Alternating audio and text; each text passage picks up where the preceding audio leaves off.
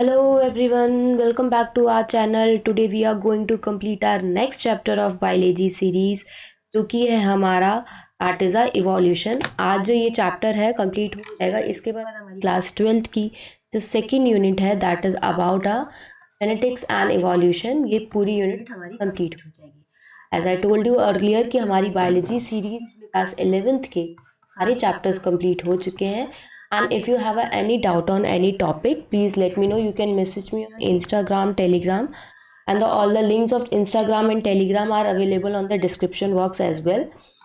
चलिए आज का जो अपना चैप्टर है दैट इज अ इवोल्यूशन, उसे स्टार्ट करते हैं जल्दी, क्योंकि ये जो चैप्टर है इसमें बहुत ज़्यादा थ्योरी पार्ट ऐसा नहीं दिया हो जो याद नहीं हो सकता। इसमें काफ़ी सारी चीज़ें डेटाबेस दे रखी हैं, तो अगर आपको याद हो गया तो आपको उसके नंबर मिल जाएंगे, अगर आपको नहीं याद हुआ तो उसके नंबर नहीं मिलेंगे, क्योंकि इसमें सारा जो भी वैल्यूज़ हैं that are given in data. और इस चैप्टर को मोस्टली मैं स्टोरी बेस पे बताने की कोशिश करूँगी ताकि आपको साथ साथ के साथ पढ़ते पढ़ते ये चैप्टर हो जाए। तो अगर हम इवोल्यूशन की टर्म की बात करें तो evolution term is given by Herbert Spencer.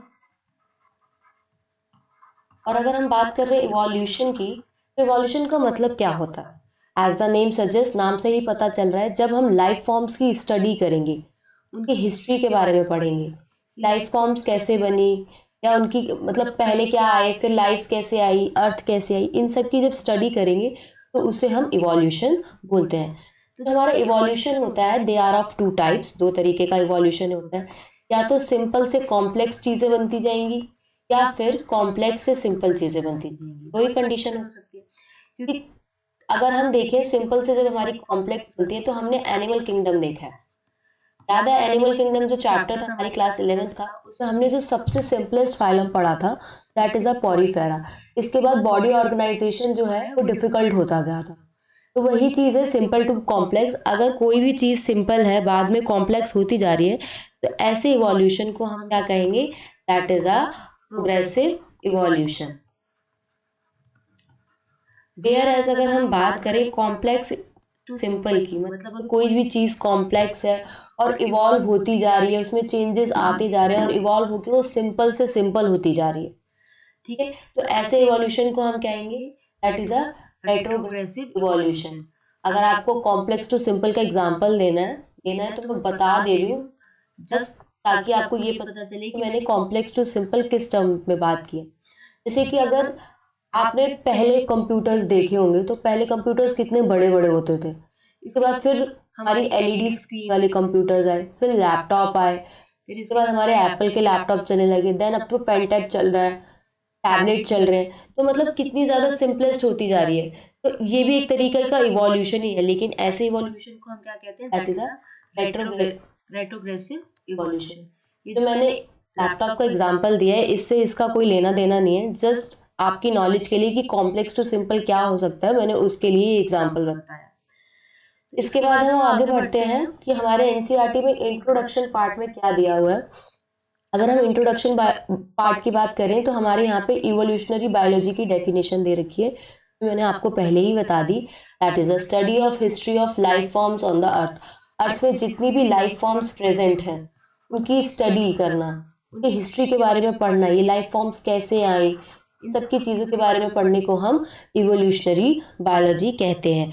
To understand the changes in the flora and fauna. What are the flora and fauna? Flora का मतलब होता है प्लांट्स एंड एनिमल्स, फ्लोरा और फौना का मतलब होता है प्लांट्स और एनिमल्स। एनिमल्स और प्लांट्स में जो भी चेंजेस आ रहे हैं, जो कि धीरे धीरे चेंजेस आते हैं, ऐसा तो नहीं होता ना कि अगर कोई भी चेंज आया है तो वो एकदम से आ गया, रात को वो चीज़ प्रेजेंट हो सुबह ने। तो ये जो इवोल्यूशन के जो चेंजेस होते हैं इसमें बहुत ज़्यादा टाइम लगता है, मिलियन ऑफ ईयर्स लगते हैं। ये जो भी चेंजेस आए हैं इन सबको पढ़ने के लिए, ओरिजिन ऑफ लाइफ कैसे है, इवोल्यूशन, अर्थ का इवोल्यूशन कैसे हुआ, स्टार्स कैसे इवोल्व हुए, यूनिवर्स कैसे बनी, इन सारी चीज़ों को इस चैप्टर में हम पढ़ेंगे। अगर हम ओरिजिन ऑफ लाइफ की बात करते हैं, दैट इज हमारी जो हम जो है लाइफ जो है, सेल्स जो है, एनिमल्स जो है वो कैसे ओरिजिनेट हुए, और इवोल्यूशन के लाइफ फॉर्म्स की बात करते हैं या डाइवर्सिटी ऑफ प्लैनेट की बात करते हैं, तो ये सारे हम किसके टर्म्स में बात करेंगे? In the terms of evolution के टर्म्स में बात करेंगे। तो जो हमारा नेक्स्ट टॉपिक है that is about a origin of life. हमारी जो लाइफ है वो कैसे ओरिजिनेट हुई। Before this I have to tell you some data, कि यहाँ पे आगे अगर डेटा गिवन है तो अगर आप एक जगह सारा डेटा समराइज कर लोगे तो that will really helpful for you. तो अगर हम बात करें ओरिजिन ऑफ लाइफ की, ठीक है, ओरिजिन ऑफ लाइफ से पहले जस्ट अ सेकेंड, हम सबसे पहले बात करते हैं ओरिजिन ऑफ यूनिवर्स की। That is a origin of universe. हमारी पूरी यूनिवर्स का ओरिजिन कब हुआ? तो पूरी यूनिवर्स का ओरिजिन हुआ that is a 20 billion years ago. Whereas अगर हम बात करें इस यूनिवर्स में हमारी अर्थ कब आई? तो हमारी अर्थ आई that is a 4.5 billion years ago. वही हम बात करें उस अर्थ के ऊपर लाइफ कब आई, ओरिजिन ऑफ लाइफ की, तो life is about 4 billion years ago. ठीक है, अगर यहाँ पे हम नॉन सेलुलर लाइफ की बात करें, नॉन सेलुलर लाइफ फॉर्म की बात करें, तो वो आई हमारी that is a 3 billion years ago.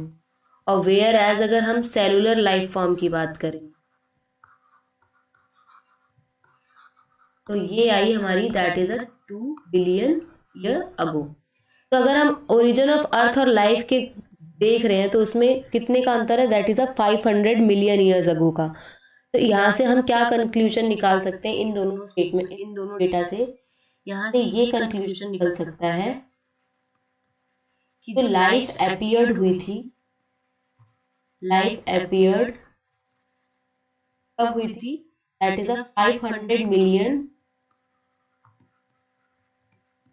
Million years after the formation of earth. मतलब अर्थ के बन जाने के बाद 500 मिलियन ईयर्स के बाद उस पर लाइफ आई थी, after the formation of earth. तो ये कुछ डेटा है जो कि आगे आपको चैप्टर्स में मिलेगा। मैंने सारा डेटा एक जगह समराइज कर दिया है। इसके बाद हम आगे देखते हैं ओरिजिन ऑफ लाइफ देखते हैं। ठीक है, लाइफ जो है वो कैसे ओरिजिनेट हुई।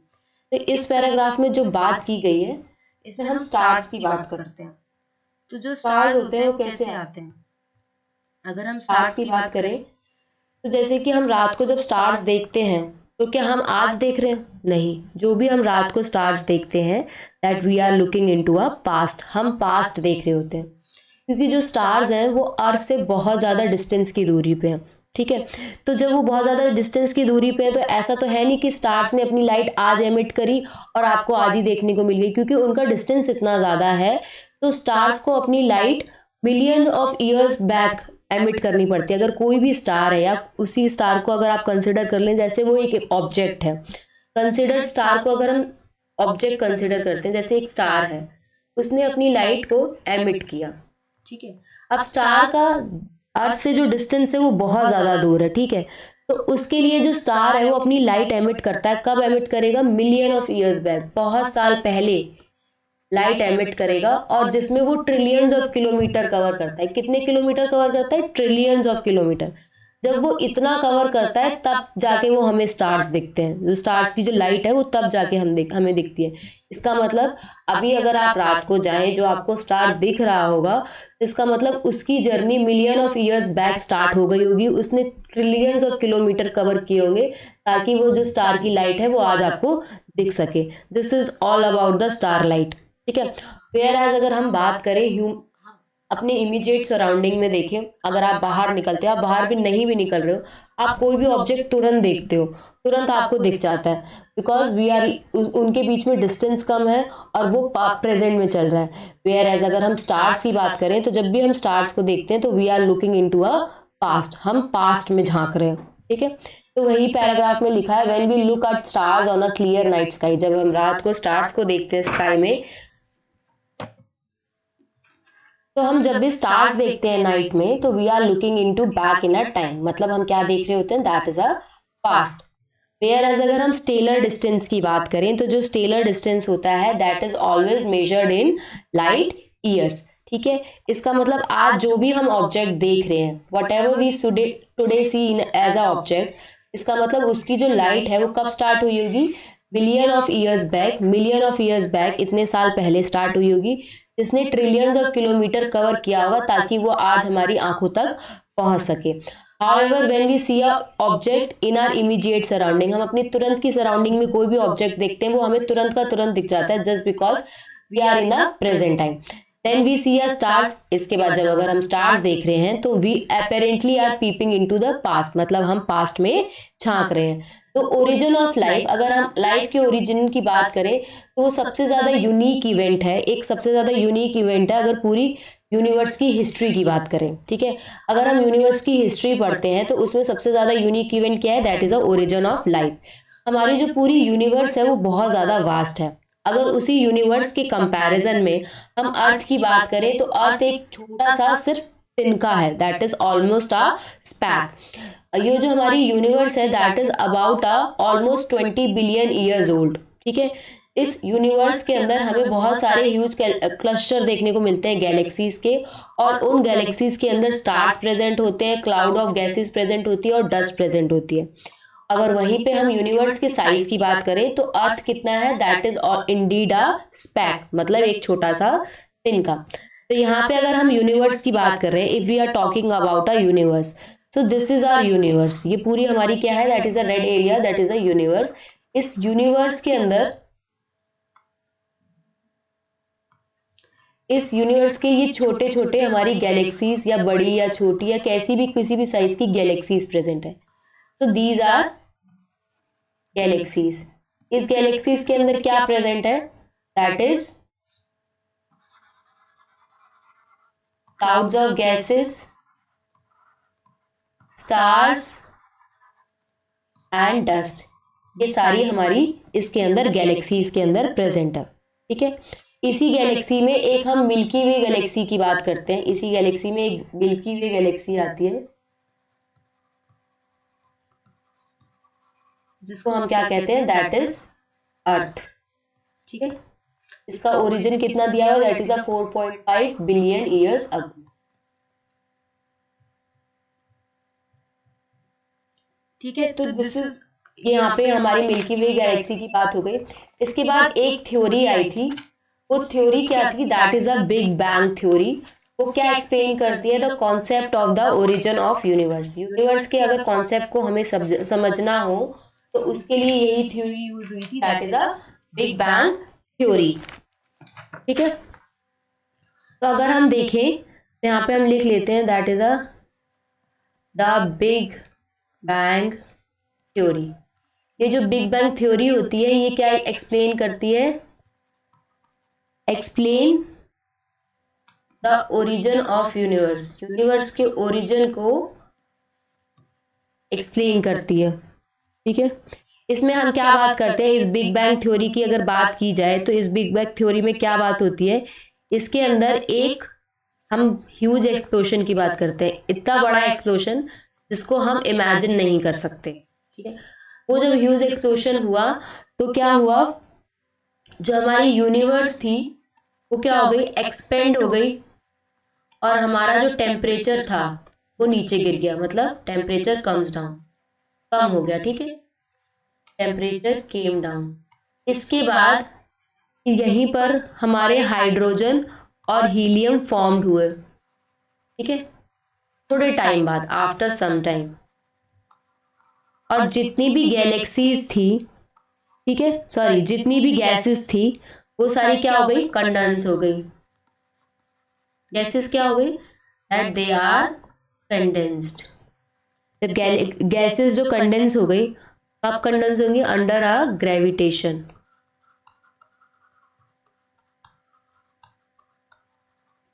ठीक है। और उसके बाद उन्होंने गैलेक्सीज बना ली जो कि आज हमें दिखती है, फॉर्म द गैलेक्सीज, जो कि हमें आज प्रेजेंट टाइम में दिखती है। उसी गैलेक्सी में हमारी किसकी बात होती है, that is we are talking about a Milky Way galaxy. अगर इस गैलेक्सी की बात करें तो इसमें हम मिल्की वे गैलेक्सी की बात करते हैं, that is our earth, that is about a 4.5 billion years back, ठीक है। इसके बाद अगर हम देखें तो जब हमारी अर्ली अर्थ बनी थी, इस पैराग्राफ को हम बाद में पढ़ेंगे, पहले हम देख लेते हैं, अर्ली अर्थ बनी थी तो उस अर्ली अर्थ के अंदर कोई भी एटमॉस्फेयर नहीं था। There was a no atmosphere in the early earth. ठीक है, जब एटमॉस्फेयर नहीं था तो जो सरफेस के ऊपर मॉल्टन मास प्रेजेंट था। क्या प्रेजेंट था? दैट इज अ मॉल्टन मास। जिसने किसको कवर कर रखा था? इस मॉल्टन मास ने सरफेस को कवर रखा था। तो जब ये मॉल्टन मास था तो इससे बहुत सारी चीजें रिलीज हुई थी। क्या क्या रिलीज हुआ था? दैट इज अ, अगर हम देखें क्या क्या रिलीज हुआ था, that is a water vapour.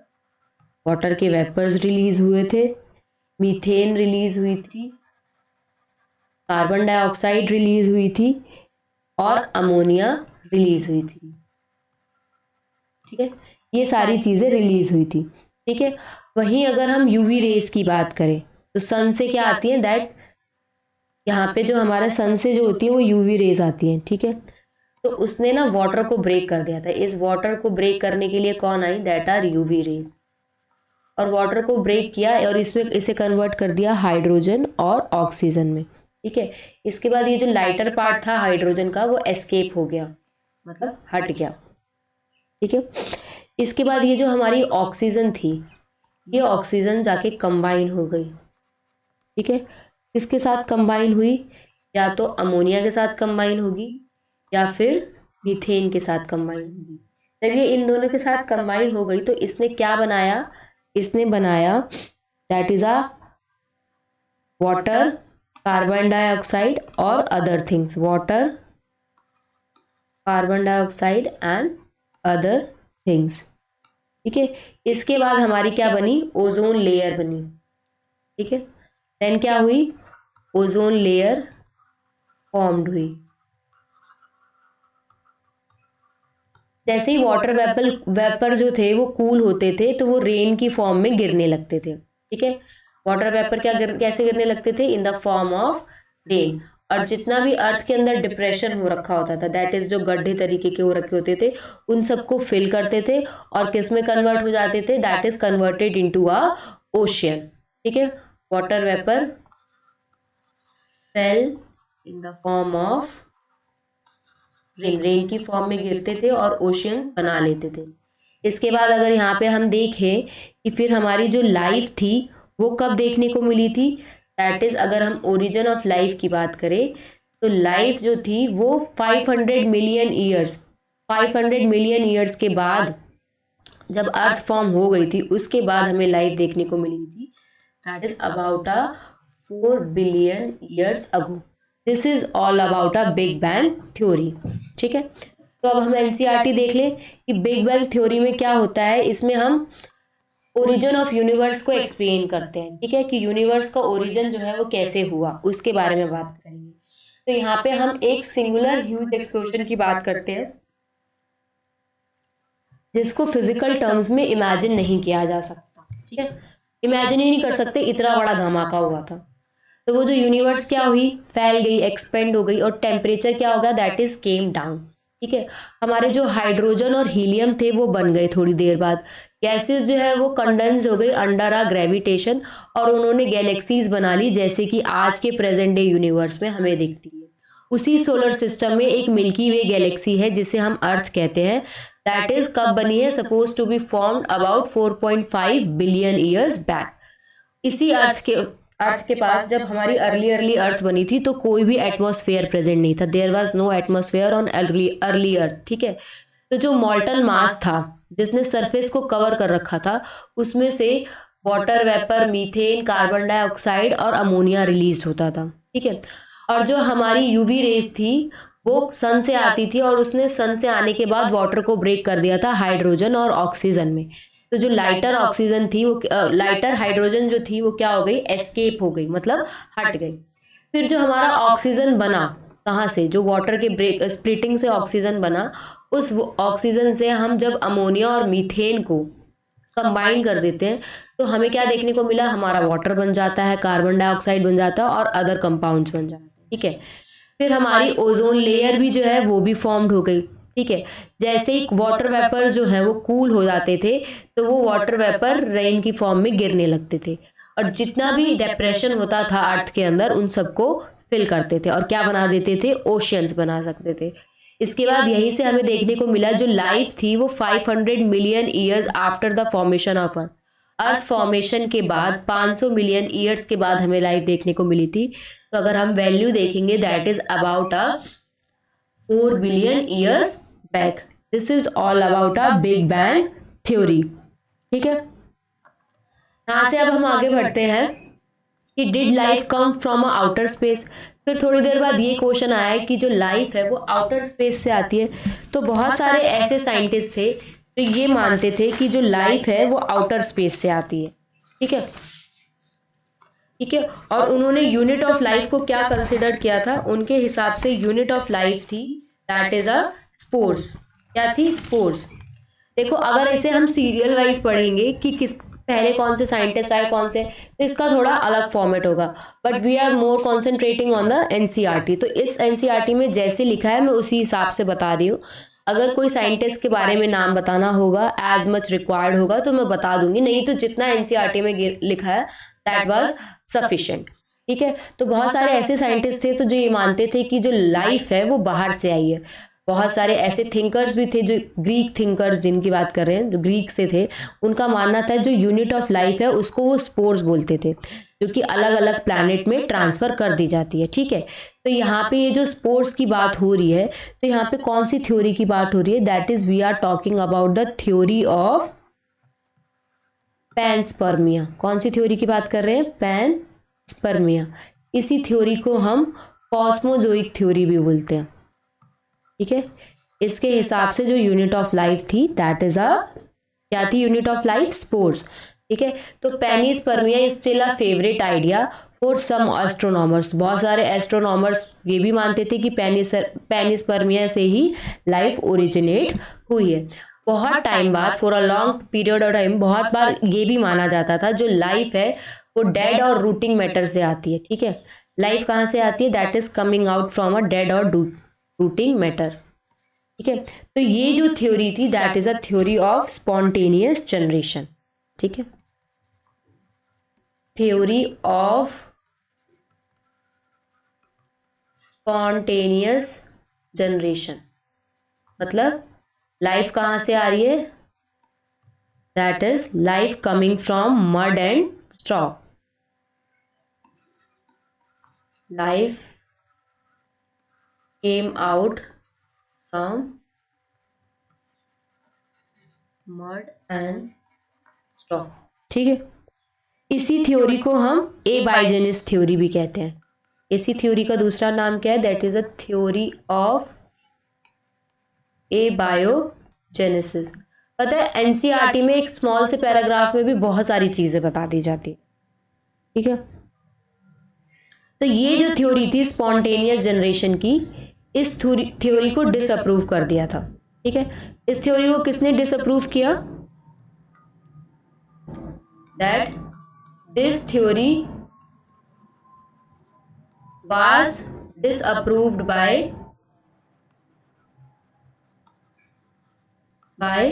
Louis Pasteur. जब लुइस पास्चर ने इस थ्योरी को डिसअप्रूव किया होगा तो अपनी भी तो कोई थ्योरी दी होगी। तो जो हमारी नेक्स्ट थ्योरी की हम इसमें बात करेंगे, then we are talking about are कि जो लाइफ है वो कहाँ से आती है? Comes from pre existing life.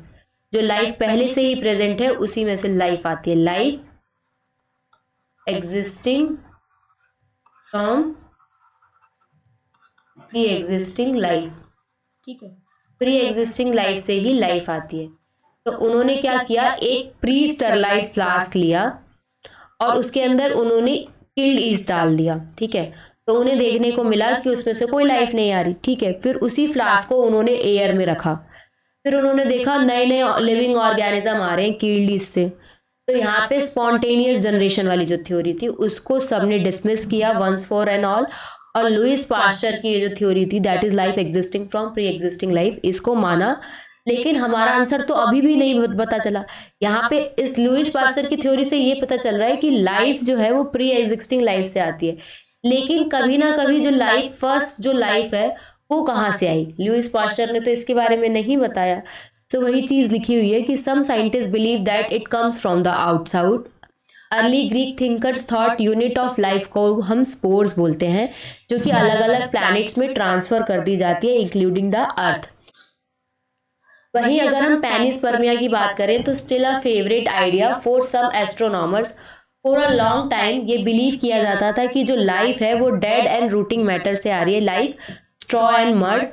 ये जो थ्योरी थी इसे हम स्पॉन्टेनियस जनरेशन थ्योरी कहते थे। तो लुईस पास्चर ने एक एक्सपेरिमेंट किया जिन्होंने बताया कि लाइफ जो है वो प्री एग्जिस्टिंग लाइफ से आती है। ठीक है, उन्होंने क्या किया, एक प्री स्टरलाइज फ्लास्क लिया और उन्होंने उसके अंदर किल्ड ईस्ट डाल दिया और देखा कि लाइफ उसमें से नहीं आ रही। फिर इसके बाद उन्होंने दूसरा फ्लास्क लिया और उसे एयर में रख दिया और फिर उन्होंने देखा कि अलग अलग न्यू लिविंग ऑर्गेनिज्म उन्हें देखने को मिल रहे हैं, कहाँ से, किल्ड ईस्ट से। और ये जो हमारी स्पॉन्टेनियस जनरेशन वाली थ्योरी थी that was dismissed once for all.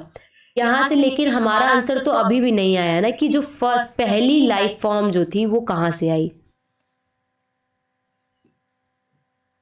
क्योंकि जो लुईस पास्चर है उन्होंने ये बता दिया कि लाइफ से लाइफ आती है। ठीक है, लेकिन फर्स्ट लाइफ भी तो कभी आई होगी अर्थ पे, तो वो अर्थ पे जो फर्स्ट लाइफ आई वो कहाँ से आया, इसका आंसर हमें अभी तक नहीं पता चला।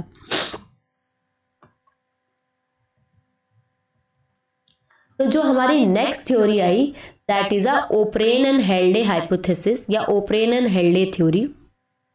तो अकॉर्डिंग टू दिस थ्योरी, अगर हम ओप्रेन और हेल्डे थ्योरी की बात करें,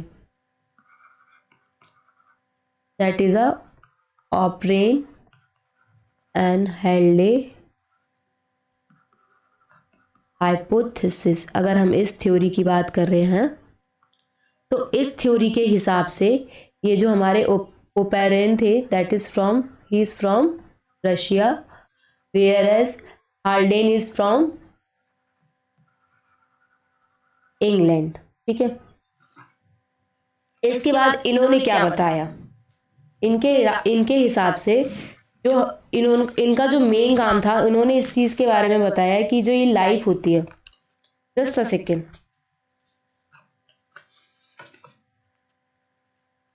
ओप्रेन और हेल्डेन के हिसाब से इन्होंने बताया कि जो इनकी थ्योरी थी दैट वाज बेस्ड ऑन, किस पे बेस्ड थी, केमिकल इवोल्यूशन पे बेस्ड थी। ठीक है, तो इनके हिसाब से जो लाइफ है, ठीक है, इस थ्योरी के हिसाब से लाइफ जो है that is come from, life came from, कहाँ से आ रही है, प्री एग्जिस्टिंग, जो पहले से प्रेजेंट है, pre existing non living, non living organic molecule से आ रही है। ठीक है, कहाँ से आ रही है, that is from a non living organic molecules.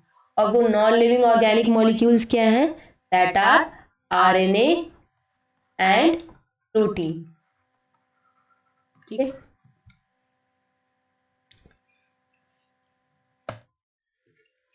Just अरे पता नहीं बाय डिफॉल्ट सारा डिलीट हो गया, हम इसे दोबारा लिख लेते हैं। That is a Oparin, just a 1 second, 1 second लगेगा। That is a Oparin and Haldane hypothesis.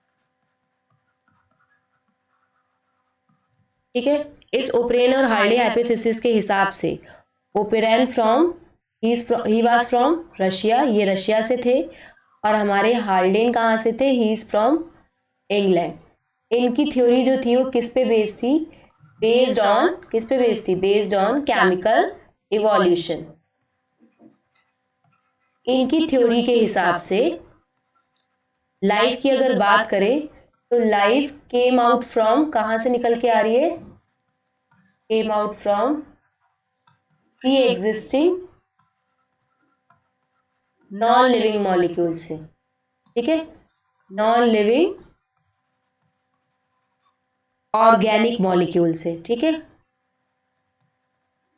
वो ऑर्गेनिक मॉलिक्यूल कौन से हैं, दैट आर जो नॉन लिविंग है, these are RNA and protein. ठीक है, यहाँ पे अगर हम बात करें नेक्स्ट की, ठीक है, इनके हिसाब से अगर हमें बहुत, हम यहाँ पे फॉर्मेशन भी कर सकते हैं किसकी, ऑर्गेनिक मॉलिक्यूल्स की, फॉर्मेशन ऑफ ऑर्गेनिक मॉलिक्यूल्स। और उन ऑर्गेनिक मॉलिक्यूल्स को कहाँ से बना सकते हैं, फ्रॉम इनऑर्गेनिक कॉन्स्टिट्यूएंट, जो इनऑर्गेनिक के कॉन्स्टिट्यूएंट होंगे उनसे हम ऑर्गेनिक मॉलिक्यूल्स भी बना सकते हैं।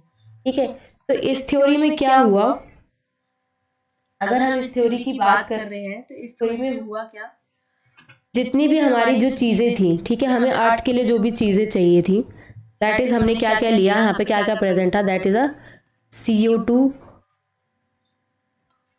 हाइड्रोजन, मीथेन एंड अमोनिया, ये सारी चीज़ें ले ली। ठीक है, इन सबको हमने रख दिया एक हाई टेम्परेचर पे। ठीक है, इस हाई टेम्परेचर से ये सारे कन्वर्ट हो गए बायो मैक्रो मॉलिक्यूल्स में, बायो माइक्रो मॉलिक्यूल्स में। पहले क्या बने, छोटे मॉलिक्यूल्स बने। ठीक है, वो जो हमारे बायो माइक्रो मॉलिक्यूल्स थे वो क्या क्या थे, that are amino acids, glycerol, ठीक है, मोनोसेक्राइड और हमारे न्यूक्लियोटाइड। ठीक है, फिर इससे हमारे क्या बने, that are bio macro molecule. अब हमारी जो यूनिट आई वो हमारी थोड़ी बड़ी यूनिट थी, बायो मैक्रो मॉलिक्यूल, मैक्रो और दीज आर माइक्रो। तो अमाइनो एसिड की बड़ी यूनिट क्या होगी, that is a protein. Glycerol के हो गए हमारे फैटी एसिड, फैट्स, और मोनोसेक्राइड हो गया हमारा पॉलीसेक्राइड। ठीक है, और न्यूक्लियोटाइड का हो गया न्यूक्लिक एसिड। ठीक है, ये सारी चीजें हमारी बन गई। ठीक है, इसके बाद ये सारी कन्वर्ट हो गई किसमें, प्री बायोन्ट में। किसमें कन्वर्ट होगी, प्री बायोन्ट में। जब ये प्री बायोन्ट में कन्वर्ट हो गई तो इस प्री बायोन्ट से जब आगे ट्रांसफर होगा तो वो कन्वर्ट हो जाएंगी इनटू अ फ्री जीन, या फिर उसे हम न्यूक्लियोप्रोटीन कहेंगे। क्या कहेंगे, न्यूक्लियोप्रोटीन। ठीक है, और उस न्यूक्लियोप्रोटीन से हमारे बनेंगे प्रोकैरियोट्स। तो हमने यहाँ तक क्या बना दिए, प्रोकैरियोट्स अपने बना दिए। ठीक है, ये जो हमारा प्री बायोन्ट होता है ये दो तरीके का होता है। एक होता है कोसर्वेटिव, स्पेलिंग गलत हो सकती है, दूसरा होता है दैट इज अ माइक्रोस्फीयर। ठीक है, अगर हम यहाँ पे नंबरिंग की बात करें तो हम अगर नंबरिंग देखते हैं तो हमारे पहले बायो माइक्रो मॉलिक्यूल्स बने, देन मैक्रो मॉलिक्यूल्स बने, इसके बाद हमारे प्री बायोन्ट बने, न्यूक्लियोप्रोटीन बना जिसे फ्री जीन बोलते हैं, देन हमारा प्रोकैरियोट बना। ये हमारी पांचों चीजें बन गई। अब हमारे जो प्रोकैरियोट्स आए, वो पहले प्रोकैरियोट्स की अगर हम बात करें तो कौन कौन से प्रोकैरियोट्स थे। ठीक है, अगर हम प्रोकैरियोट्स की बात कर रहे हैं दैट इज अ प्रोकैरियोट्स। ठीक है, तो सबसे पहले प्रोकैरियोट्स कौन से बनेंगे, that are anaerobic chemo heterotrophs, ऐसे जिनके पास ऑक्सीजन प्रेजेंट नहीं होती है। Anaerobes chemo heterotrophs. ठीक है, इसके बाद हमारे आए एनारोब्स कीमो ऑटोट्रॉफ्स। ठीक है, फिर हमारे आए एनारोब्स, इनके पास भी ऑक्सीजन नहीं थी, एनारोब्स फोटो ऑटोट्रॉफ, जिन्हें लाइट की प्रेजेंस में खाना बनाना। ठीक है, फिर हमारे आए दैट इज अ ऑक्सीजनिक, मतलब जिनके पास ऑक्सीजन प्रेजेंट है, ऑक्सीजनिक फोटो ऑटोट्रॉफ। और उस ऑक्सीजनिक फोटो ऑटोट्रॉफ से आए हमारे यूकैरियोट्स। तो हमें पता चल गया प्रोकैरियोट के कितने टाइम बाद यूकैरियोट्स आए, और उस यूकैरियोट से बने आगे मल्टीसेलुलर ऑर्गेनिज्म। ठीक है, तो हमारे प्रोकैरियोट्स जब बन गए तो प्रोकैरियोट्स बनने के बाद हमारे जो प्रोकैरियोट्स पहले थे that are anaerobic chemo heterotrophs, फिर एनारोब्स कीमो ऑटोट्रॉफ्स, फिर एनारोब्स फोटो ऑटोट्रॉफ्स, फिर ऑक्सीजनिक फोटो ऑटोट्रॉफ्स, फिर यूकैरियोट्स, देन मल्टीसेलुलर ऑर्गेनिज्म। ठीक है, this is all about a Oparin and Haldane hypothesis. इसमें हमें वही सिमिलर कंडीशन एक लैब में भी देखने को मिली थी। सिमिलर कंडीशन वो हमने किस में किया था, लेबोरेटरी में भी किया था। किसने किया था, दैट आर एसएल मिलर ने किया था, जो कि क्या थे, एक अमेरिकन साइंटिस्ट थे। ठीक है, उन्होंने क्या किया, सारी जो भी कंडीशन हमने यहाँ ली उसी को सब लैब में किया। तो उन्होंने एक क्लोज फ्लास्क के अंदर क्या क्या कंडीशन ली, दैट मीथेन लिया, अमोनिया लिया, हाइड्रोजन लिया और क्या लिए, वाटर वेपर्स लिए। ठीक है, और उन वाटर वेपर्स को लिया एट 800 डिग्री सेल्सियस। ठीक है, जब उन्होंने ये सारी कंडीशन ले ली तो उन्हें क्या देखने को मिला, ये सारी कंडीशन लेने के बाद उन्हें देखने को मिला कि उन्हें क्या देखने को मिला, that is he observe amino acids formation. उन्होंने देखा अमाइनो एसिड्स की फॉर्मेशन होगी। ये सारी कंडीशन लेने के बाद लेबोरेटरी में क्या बना, that is a formation of amino acids. ठीक है, उस अमाइनो एसिड्स के साथ साथ शुगर भी बनी। ठीक है, नाइट्रोजनस बेसिस भी बने, पिगमेंट्स भी बने और फैट्स भी बने। ठीक है, यहाँ पे जो भी उन्होंने नाइट्रोजनस अमाइनो एसिड्स की फॉर्मेशन हुई, जो इस एक्सपेरिमेंट से हुई, जो भी फॉर्मेशन हुई, formation of amino acid from कौन से एक्सपेरिमेंट से, एसएल मिलर एक्सपेरिमेंट से। तो वो कौन कौन से अमाइनो एसिड्स थे, वो हमारे अमाइनो एसिड्स थे, दैट इज एलिलीन, ग्लाइसिन और last one is a aspartic acid. ठीक है, ये हमारे अमाइनो एसिड्स की फॉर्मेशन हुई। अगर हम यहाँ पे फर्स्ट बात करें, पहला इनऑर्गेनिक मॉलिक्यूल कौन सा था, तो यहाँ पे हम बात कर रहे हैं अमोनिया की। वेयर एज अगर फर्स्ट ऑर्गेनिक मॉलिक्यूल की बात करें तो यहाँ बनेगा दैट इज अ मीथेन। अगर हम फर्स्ट सेल की बात कर रहे हैं, पहली सेल कौन सी बनी, फर्स्ट सेल, तो यहाँ हम बात कर रहे हैं कीमो हेट्रोट्रॉफ्स की। ठीक है, वेयर एज अगर हम बात करें, वो कीमो हेट्रोट्रॉफ्स कैसे थे, दैट आर एनारोबिक। ठीक है, ये मैंने पूरा समराइज कर दिया। ये जो अभी तक हमारा इवोल्यूशन के फर्स्ट 2 पेजेस कवर हुए हैं और मैंने बहुत अच्छे से बताए हैं। ठीक है, तो अगर हम Oparin from Russia, Haldane from England की बात करें तो उन्होंने बताया कि पहली जो लाइफ है वो pre existing non living organic molecule से आई थी। वो मॉलिक्यूल कैसे थे, that are RNA and protein. इसके बाद ये जो फॉर्मेशन ऑफ लाइफ था that is preceded by a chemical evolution, जिसमें उन्होंने बताया कि बहुत सारे ऑर्गेनिक मॉलिक्यूल्स बनते हैं किससे, इनऑर्गेनिक कॉन्स्टिट्यूएंट से। उन्होंने अर्थ पे कंडीशन ली, हाई टेम्परेचर लिया, वॉल्केनिक स्टॉर्म लिया, एटमॉस्फेयर, रिड्यूस्ड एटमॉस्फेयर लिया, जिसके अंदर मीथेन अमोनिया लिया। यही सिमिलर एक्सपेरिमेंट 1953 में किया था, किसने, एसएल मिलर ने। और एक जो कि एक अमेरिकन साइंटिस्ट थे, उन्होंने ये सारी कंडीशन कहाँ क्रिएट करी, लेबोरेटरी में करी, जहाँ पे उन्होंने एक इलेक्ट्रिक डिस्चार्ज क्रिएट किया और एक क्लोज फ्लास्क के अंदर methane, ammonia, hydrogen, water vapour को रखा एट 800 डिग्री सेल्सियस। ठीक है, और उन्होंने ये ऑब्जर्व किया कि उसमें हमारे अमाइनो एसिड्स की फॉर्मेशन होने लगी। यही सिमिलर एक्सपेरिमेंट जो है, इसमें हमें फॉर्मेशन ऑफ शुगर भी देखने को मिली, नाइट्रोजनस बेस भी, पिगमेंट्स भी, फैट्स भी। अगर हम एनालिसिस की बात करें तो मीटोराइट का कंटेंट भी देखने को मिला, जिसमें हमें सिमिलर कंपाउंड्स देखने को मिले, जिससे ये पता चला that similar process are occurring elsewhere in space also. जब हमने मीटोराइट का कंटेंट देखा जो कि अर्थ के बाहर प्रेजेंट थे, तो उसके अंदर भी हमें यही सिमिलर कंपाउंड्स देखने को मिले, जिससे हमें ये पता चला कि यही सिमिलर प्रोसेस कहीं और भी हो रहा है स्पेस में। यहाँ पे हम लिमिटेड एविडेंस के साथ जो first part of the conjectured story that is a chemical evolution was more और लेस एक्सेप्टेड। फिर जब हमारे ये एसएल मिलर ने आइडिया किया था, जब उन्होंने बताया कि जो first self replicating metabolic capsule था वो अराइज हुआ, मतलब ये एरोज जो लिखा है that is a past tense of arise. ठीक है, तो हमारा first self replicating metabolic capsule था, तो वहां से हमारी नॉन सेलुलर लाइफ फॉर्म्स आई, जो कि आई 3 बिलियन ईयर्स बैक, ठीक है, जो कि कहाँ से प्रेजेंट थी, फ्रॉम अ जाइंट मॉलिक्यूल, और उसी जाइंट मॉलिक्यूल के अंदर आरएनए, प्रोटीन, पॉलीसैकेराइड्स प्रेजेंट थे।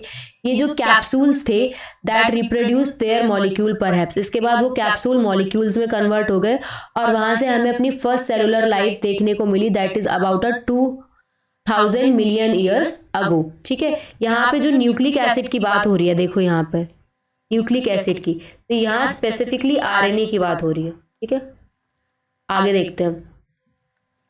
इसके बाद these were probably a single cell, तो जितनी भी फर्स्ट सेलुलर लाइफ आई सिंगल ही सेल होंगी, मल्टी सेलुलर तो नहीं आ जाएंगे तुरंत के तुरंत। All the life forms in a water, जितनी भी लाइफ फॉर्म्स थी वो सारी की सारी वाटर इन्वायरमेंट में थी। इसी वर्जन को हम क्या कहते हैं, दैट इज अ बायोजेनेसिस। मतलब जो फर्स्ट लाइफ फॉर्म है वो धीरे धीरे अराइज हुई थ्रू अ इवोल्यूशनरी फोर्सेस, कहाँ से, नॉन लिविंग मॉलिक्यूल से, और इस थ्योरी को एक्सेप्ट किया गया by majority. However, once formed, how the first cellular life forms could have evolved into the complex biodiversity of today is the fascinating story that will be discussed below. ठीक है, तो ये जो theory थी that is a life coming from the pre existing non living organic molecule, इस theory को ज्यादातर लोगों ने एक्सेप्ट किया। ये हमारा जो डायग्राम है ये that is a S L Miller experiment का एपरेटस है, जिसमें ये हमारी गैसेज हैं और हमें पता चल गया कौन कौन से अमाइनो एसिड बन रहे हैं, that is aniline, glycine, aspartic acid. इनके अगर हम रेशियो की बात करें, ठीक है, तो अगर हम रेशियो की बात करें दैट इज अ 2:2 सॉरी, अगर हम रेशियो की बात करें तो ratio comes out to be a 2:1:2। ठीक है, तो 2 हमारा क्या प्रेजेंट है, that is a hydrogen, 1 is are ammonia and 2 is again a methane. ठीक है, ये इस रेशियो में प्रेजेंट होते हैं।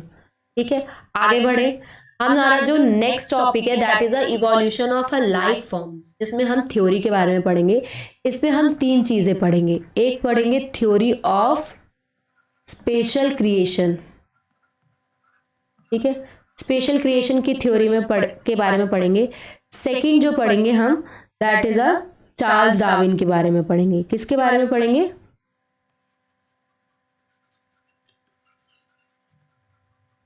और अगर हम थर्ड की बात कर रहे हैं तो इसमें हम जो थर्ड पढ़ेंगे we are talking about are जो हमारे नेक्स्ट जो साइंटिस्ट थे जिनका नाम था अल्फ्रेड वेलेस। ठीक है, इनके बारे में पढ़ेंगे। ठीक है, तो आप इसको देख लेते हैं कि इसमें हमें क्या क्या चीजें देखनी है। इसके अंदर ये जो हमारे साइंटिस्ट थे, ठीक है, थ्योरी ऑफ स्पेशल क्रिएशन एक थ्योरी दी थी, वो थ्योरी जो है वो किसने दी थी, that theory was given bye a father, किसने दी थी, फादर सराज ने दी थी। इनके हिसाब से 3 कैनोटेशन थी, क्या थी, दैट ही गिव अ 3 कैनोटेशन। वो 3 कैनोटेशन क्या क्या थी, पहली लाइफ जैसी क्रिएट दिख रही है, हमें लाइफ जैसी भी दिख रही है। ठीक है, आज जो हम जो भी लिविंग ऑर्गेनिज्म देख रहे हैं वो वैसे के वैसे ही क्रिएट किए गए थे। ठीक है, life as created as such, ठीक है, वो वैसे के वैसे ही क्रिएटेड थे जैसे भी आज हम लिविंग ऑर्गेनिज्म देख रहे हैं। ठीक है, ये सिर्फ मैं खाली बता रही हूँ, पढ़ेंगे तो हम एनसीईआरटी से ही, हो सकता है मैं लिखते टाइम कुछ गलत लिख जाऊं, लेकिन आप बोलने पे ज्यादा ध्यान दें। तो जितने भी लिविंग ऑर्गेनिज्म हमें देखने को मिलते हैं आज जो हम देखते हैं लिविंग ऑर्गेनिज्म वी टुडे, जो भी आज भी हम लिविंग ऑर्गेनिज्म जो भी देखते हैं वो वैसे के वैसे ही क्रिएट किए गए थे। सेकंड उनका जो कैनोटेशन था कि डाइवर्सिटी जो है वो हमेशा सेम रहेगी, diversity always remain same, always remain same. ठीक है, सिंस क्रिएशन, जब से क्रिएशन हुई है और जितनी डाइवर्सिटी है उतनी रहेगी, इवन इन फ्यूचर, फ्यूचर में भी इतनी ही रहेगी। थर्ड कैनोटेशन ये था कि इन्होंने बताया था कि जो अर्थ है दैट इज अबाउट कितने साल पुरानी है, that is about a 4000 year old, बस इतनी ओल्ड बताई, 4000 साल ओल्ड। वेयर एज हम अर्थ के बारे में पढ़ रहे हैं कि वो 4.5 बिलियन ईयर्स ओल्ड है। तो ये जो तीनों कैनोटेशन दिए, इसमें सबसे ज्यादा चैलेंज किसने दिया? That is a Charles Darwin ने दिया। और कब दिया? इन द 19th सेंचुरी में दिया।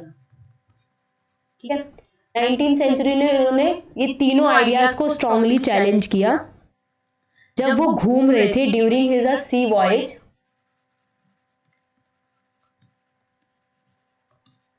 और उनकी जो शिप का नाम था that is a HMS beagle. ठीक है, और उन्होंने क्या कंक्लूड किया? उन्होंने ये कंक्लूड किया कि जितने भी लिविंग ऑर्गेनिज्म है, इनके हिसाब से, चार्ल्स डार्विन के हिसाब से, जितने भी लिविंग ऑर्गेनिज्म है वो कहीं ना कहीं आपस में कोई ना कोई सिमिलैरिटी शो करते हैं, show some similarity. Whereas ऐसे ऑर्गेनिज्म जो एक्सटिंक्ट हो चुके हैं मिलियन ऑफ ईयर्स अगो, पहले जो मिलियन ऑफ ईयर्स अगो भी एक्सटिंक्ट हो चुके हैं, उनके अंदर भी कोई ना कोई सिमिलैरिटी प्रेजेंट है। ठीक है, यहाँ पर चार्ल्स डार्विन ने एक फिटनेस के बारे में बात की थी कि जो जितना फिट वो उतना हिट। तो यहाँ किसकी फिटनेस की बात की हुई थी? That is he was talking about for reproductive fitness. किसकी, कौन सी फिटनेस की बात की गई थी? That is a reproductive fitness. ठीक है, जो जितना ज्यादा फिट होगा, जो जितना ज्यादा अपने आप को अडेप्ट कर लेगा सर्वाइवल में, वो उसके लिए उतनी ज्यादा सर्वाइवल करनी आसान हो जाएगी। जो अपने आप को जितना ज्यादा नेचर में अडेप्ट कर लेगा, उसके लिए उतनी सर्वाइवल करनी आसान हो जाएगी, वो उतने ज्यादा नंबर ऑफ प्रोजेनी जो है उसकी हो पाएंगी। ठीक है, तो this is all about a Charles Darwin. ठीक है, उन्होंने, चार्ल्स डार्विन ने क्या बताया यहाँ पे? उन्होंने फिटनेस के बारे में बात करी, that is a natural selection. यहाँ पे जो हमारे नेक्स्ट साइंटिस्ट थे, ठीक है, दैट इज अल्फ्रेड वेलेस। जो अल्फ्रेड वेलेस करके साइंटिस्ट थे, उन्होंने किस पे वर्क किया था? ही वर्कड ऑन, अगर उनके काम की बात करें तो उन्होंने काम किया था किस पे? दैट इज अ मलय आर्कीपेलेगो पे काम किया था, मलय आर्कीपेलेगो पे। और इन्होंने भी वही सेम कंक्लूजन दिया था जो हमारे डार्विन ने दिया था। ठीक है, मतलब he was also talking about the natural selection. तो यहाँ पे हमें क्या पता चला? जो नेचुरल सिलेक्शन है, it is a driving force for an evolution. ठीक है, अगर हम कंक्लूजन लिखे तो नेचुरल सिलेक्शन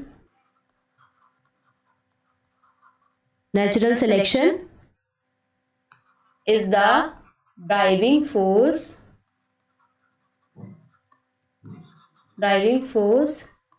for evolution। ठीक है,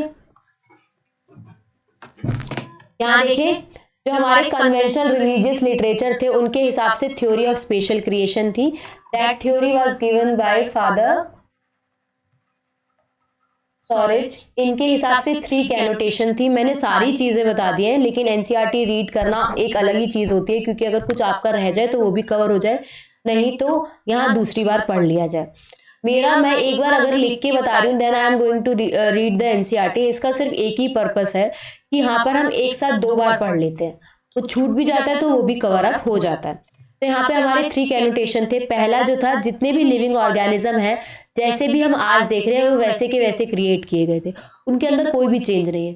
मतलब आज जो हम लिविंग ऑर्गेनिज्म देख रहे हैं, वो वैसे ही बनाए गए थे, क्रिएट किए गए थे। डाइवर्सिटी की बात करें तो डाइवर्सिटी हमेशा उतनी की उतनी रहेगी। जब क्रिएट करी थी तब भी उतनी थी, और जब हमारे फ्यूचर में जाएंगे हम तब भी उतनी रहेगी। डाइवर्सिटी में कोई भी चेंज नहीं आएगा।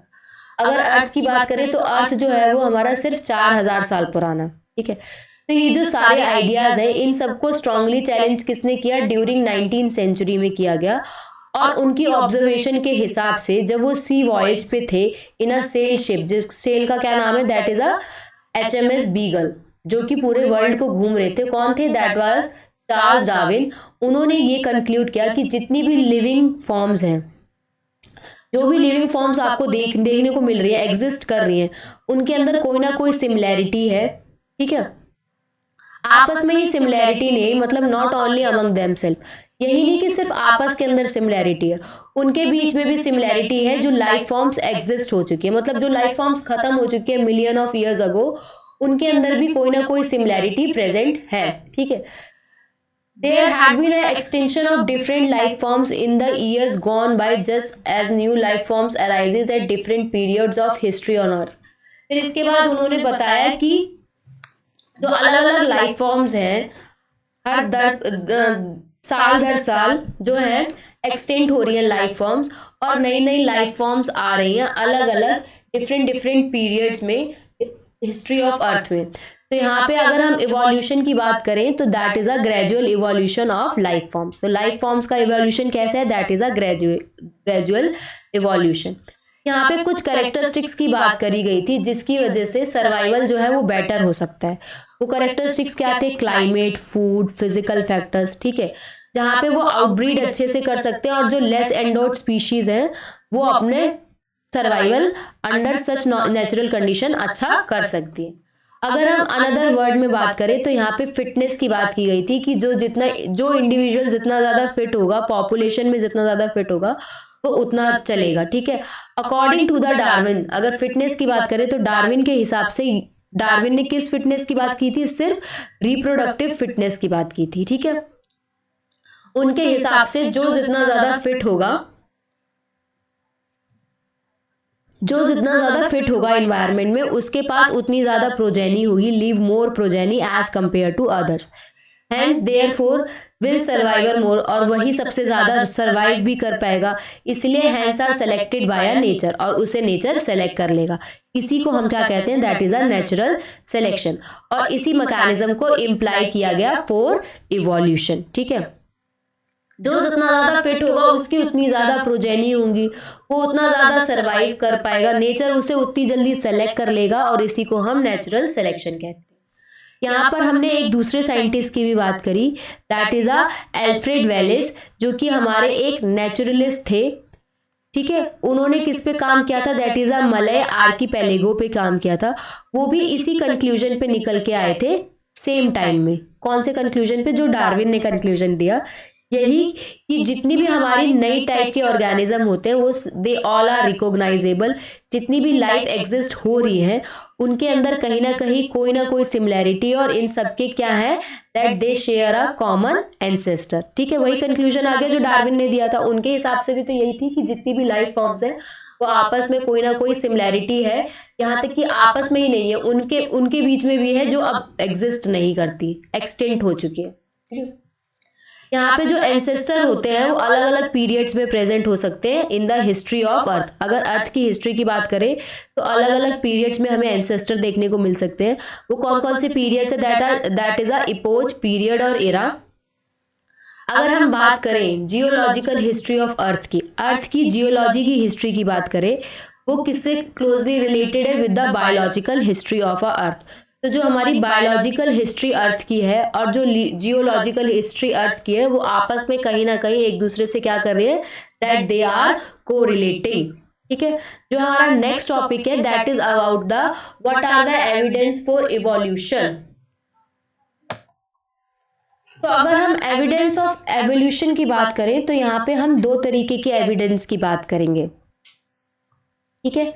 जो हमारा पहला एविडेंस है, we are going to talking about a palaeontological evidences, ठीक है। पहले जो होंगी दैट आर पैलेंटोलॉजिकल एविडेंस। जो हमारा नेक्स्ट एविडेंस है, हमारा जो नेक्स्ट एविडेंस होगा that is we are talking about a embryological evidence, ठीक है। जो हमारा पैलेंटोलॉजिकल एविडेंस है इसका मतलब क्या होता है, अगर हम इसके मतलब की बात करें तो पैलेंटोलॉजी का मतलब होता है that is we are talking about the fossils, ठीक है।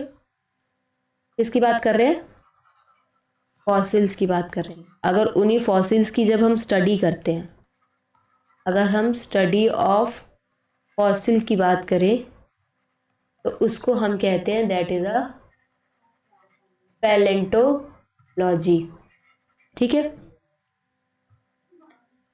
ये जो फॉसिल्स होते हैं वो क्या होते हैं, अगर हम फॉसिल्स देखें तो क्या होते हैं, that are hard substance, hard part of a life form. Life forms का ऐसा हार्ड पार्ट,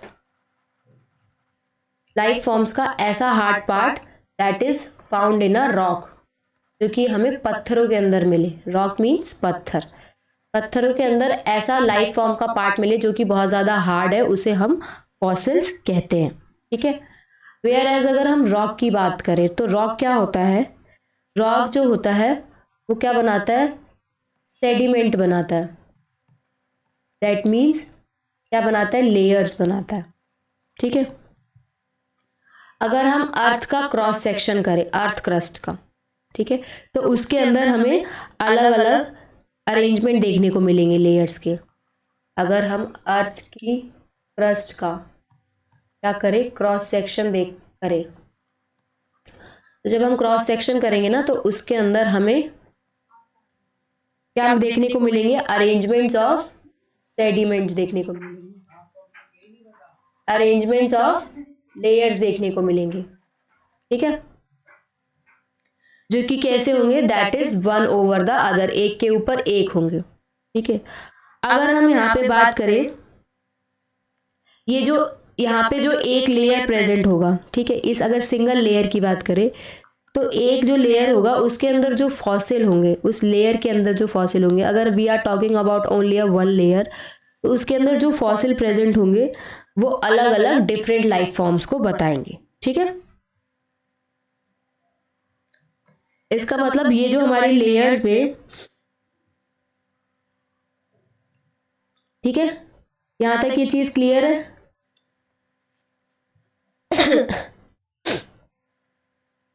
यहाँ पे जो हमें अलग अलग जो यहाँ पे लेयर्स में फॉसिल्स मिलेंगे तो वहां से हम उनके जियोलॉजिकल पीरियड्स के बारे में भी बता सकते हैं। This is all about a palaeontological evidences.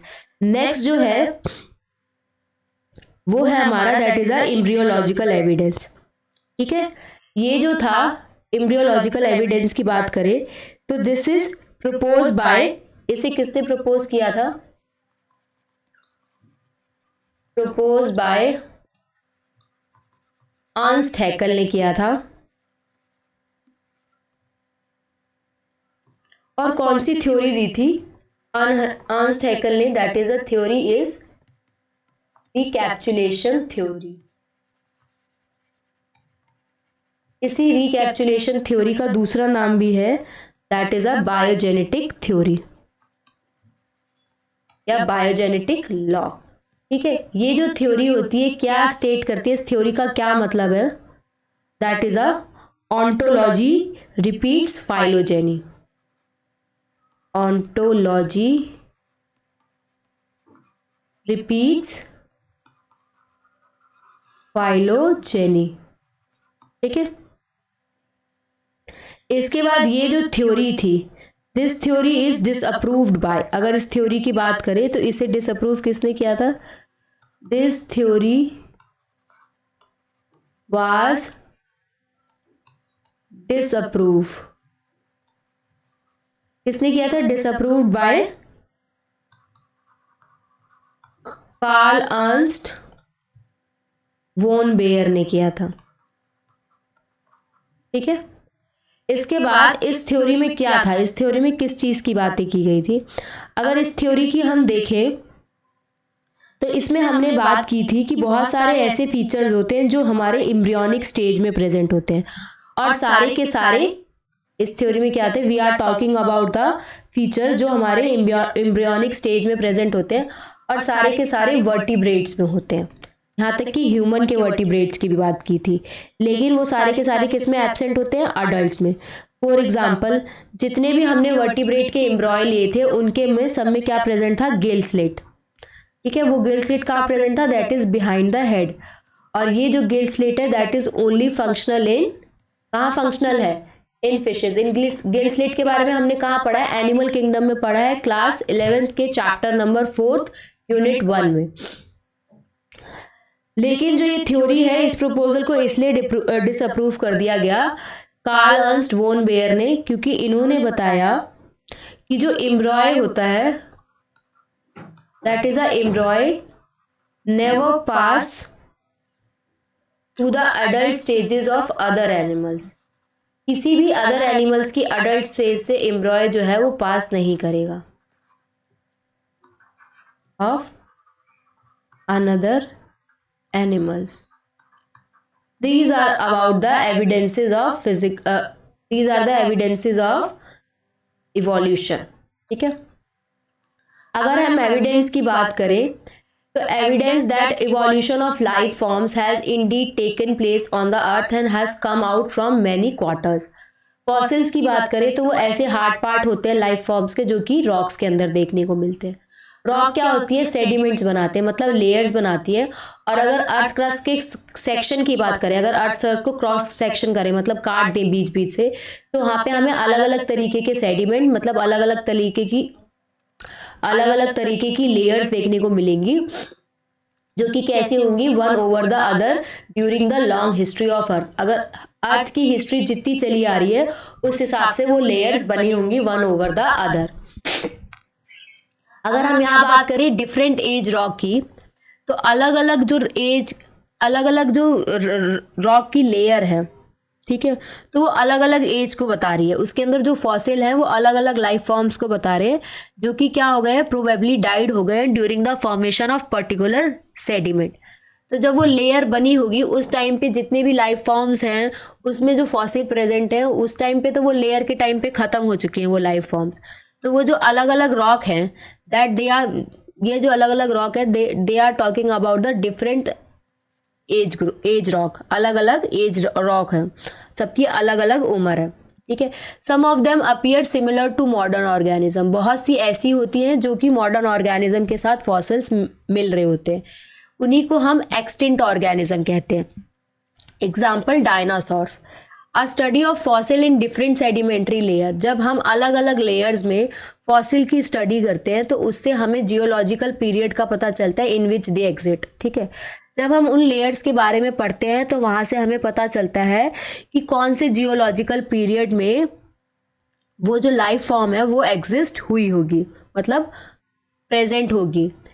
अगर स्टडी की बात करें तो life form varied from over time and certain life forms are restricted to certain geological time span, ठीक है।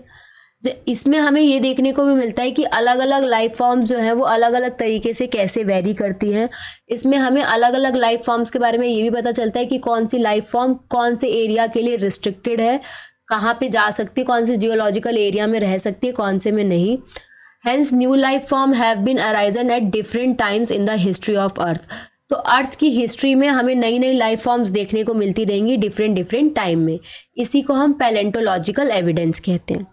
वेयर एज अगर हम एम्ब्रियोलॉजिकल सपोर्ट की बात करें, that was propose by Ernest Haeckel, जिन्होंने थ्योरी दी थी, that is a recapitulation theory, जिन्होंने बताया था कि जब एम्ब्रियोनिक स्टेज में फीचर्स जो होते हैं वो सारे के सारे वर्टिब्रेट्स में एक ही जैसे होते हैं और वो सब के सब एडल्ट पे एब्सेंट होते हैं लेकिन वर्टिब्रेट में एक ही जैसे होते हैं। फॉर एग्जांपल अगर हम एम्ब्रॉय की बात करें तो जितने भी वर्टिब्रेट्स हैं, मतलब ह्यूमन की भी बात कर ली, तो उनके पीछे वेस्टिजियल गिल स्लिट प्रेजेंट होती है बिहाइंड द हेड, लेकिन वो गिल स्लिट जो है वो सिर्फ फंक्शनल होती है फिशेज में, not found in any other adult vertebrates, और वो किसी भी अडल्ट कोई भी बड़े वर्टिब्रेट में पाई नहीं जाती, सिर्फ कहाँ प्रेजेंट होती है, इन इम्ब्रॉय सारे वर्टिब्रेट के इम्ब्रॉयज में, ठीक है। ये जो थ्योरी थी दैट थ्योरी वाज डिसअप्रूव्ड, इस थ्योरी को डिसअप्रूव कर दिया। किसने डिसअप्रूव कर दिया? That is a Karl Ernst von Baer ने इसे प्रपोज किया था अर्न्स्ट हैकेल ने, and this theory was disapproved by Karl Ernst von Baer. और उन्होंने बताया कि जो भी एम्ब्रॉयज हैं वो कभी भी adult stage of other animal से पास नहीं करेंगे। जो भी अलग अलग एनिमल्स की अडल्ट स्टेज है उनसे कभी भी एम्ब्रॉयज जो हैं वो पास नहीं करते हैं, ठीक है। समझ में आ गया दोनों एविडेंसेस। नेक्स्ट जो है इसमें अब हम बात करेंगे इस डायग्राम की। तो अगर हम इस डायग्राम को देखें तो इस डायग्राम में क्या गिवन है,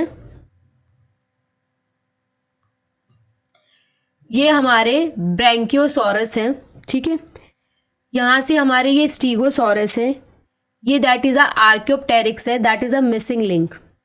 इस आर्क्योप्टेरिक्स को हम क्या कहते हैं? That is a missing link. Missing link क्यों कहते हैं? क्योंकि इसके अंदर ऐसे फीचर्स हैं that are present in features of two groups, दो अलग अलग ग्रुप्स के फीचर्स हैं, ठीक है।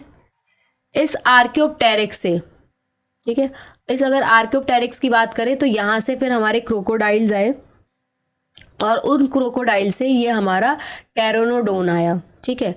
इस स्टीगियोसॉरस से क्या आए? दैट इज अ ट्राइसेराटोप्स, और वेयर एज ब्रेंकियोसॉरस से क्या है, दैट इज अ ट्राइएनोसॉरस। ठीक है, this is all about the evolution of dinosaur. ये जितना भी ये लिखा हुआ है इसमें ये सारा इवोल्यूशन लिखा हुआ है डायनासोर्स का। ठीक है, this is a family tree of dinosaurs. तो यहाँ पे अगर हम बात करें, ठीक है, तो ये जो हमारे डायनासोर्स हैं, दैट इज, ये जो है ये कौन से इरा में देखे गए थे, that is in a Mesozoic era. ठीक है, इसके बाद मीजोजोइक इरा में देखे गए थे। तो इस मीजोजोइक इरा में 3 स्टेज होती हैं। ठीक है, पहली जो होती है दैट इज अ ट्राइएशियक, दूसरी जो होती है दैट इज अ जुरासिक, और third one is a that is a Cretaceous. अगर हम ट्राइसिक की बात कर रहे हैं तो यहाँ पे पहली बार डायनासोर्स देखे गए थे, अपीयर हुए थे, यहाँ पे फ्लरिश थे, मतलब बहुत प्रेजेंट थे। वेयर एज क्रस्टेशियस की बात करें तो यहाँ पे जो डायनासोर्स थे वो क्या हो गए थे, that is a extinct.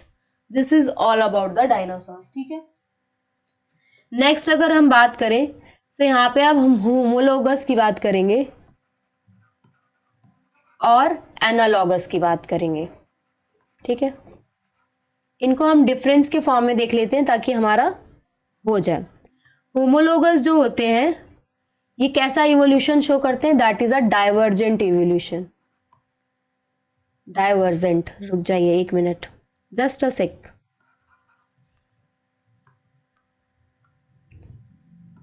Divergent evolution.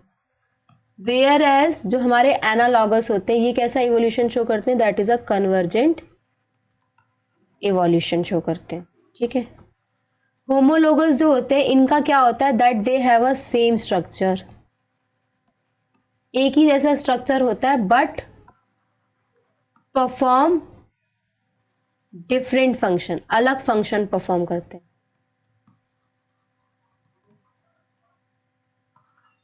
Whereas जो एनालॉगस होते हैं इनके क्या होते हैं, that they have a different structure, अलग अलग स्ट्रक्चर होते हैं बट परफॉर्म सेम फंक्शन, लेकिन एक जैसा फंक्शन परफॉर्म करते हैं। ठीक है, तो अगर हम बात करें यहां पर होमोलोगस में, सो दे आर एनाटॉमिकली कैसे होते हैं, सिमिलर। वेयर एज अगर हम यहां देखें तो दे आर एनाटॉमिकली कैसे होते हैं, डिफरेंट। ठीक है, अगर हम आगे बात करें, अगर हम यहीं से आगे देखें तो जो हमारी होमोलोगी होती है ये क्या इंडिकेट करती है, होमोलोगी इंडिकेट कॉमन एंसेस्टरी। ठीक है, अब यहां पे हम एग्जाम्पल्स देख लेते हैं। होमोलोगस में आ जाएंगे हमारे examples, that is a vertebrate, heart और ब्रेन। वेयर एज अगर हम प्लांट्स की बात करेंगे तो thorns and tendrils of, thorns and tendrils of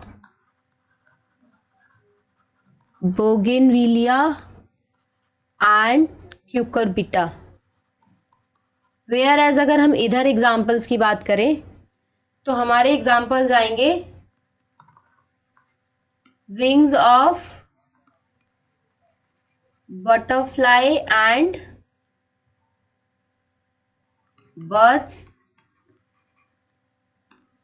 I of octopus and mammals, flippers of penguin and dolphin, flippers of penguin and dolphin. Last example हो जाएगा, that is comes out to be a sweet potato and potato. That is a sweet potato and potato. समझ में आया ये क्या हो रहा है? ये एनालॉगस के लिए अगर हमें निमोनिक देखना हो तो that is a AC and this is a HD। H homology divergent and AC analogous convergent. तो AC याद रहेगा तो HD तो वैसे भी याद रहेगा।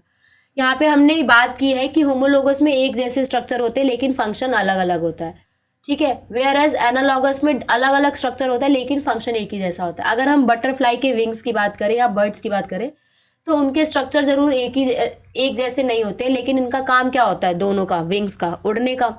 अगर हम आई ऑफ ऑक्टोपस और मैमल्स की बात करें तो इनके स्ट्रक्चर एक जैसे नहीं होते, लेकिन इनका काम होता है, फंक्शन होता है देखना। अगर हम स्वीट पोटैटो और पोटैटो की बात करें, इसकी बात हमने कहाँ की थी, मॉर्फोलॉजी इन फ्लावरिंग प्लांट्स में बात की थी क्लास 11th में। तो इनके जो स्ट्रक्चर है वो एक जैसे नहीं है, क्योंकि एक तो रूट मॉडिफिकेशन है, एक शूट मॉडिफिकेशन है। लेकिन इनका काम क्या होता है, इनका फंक्शन क्या होता है, दैट इज अ स्टोरेज करना, फूड स्टोरेज करना। सो this is about a homologous and analogous.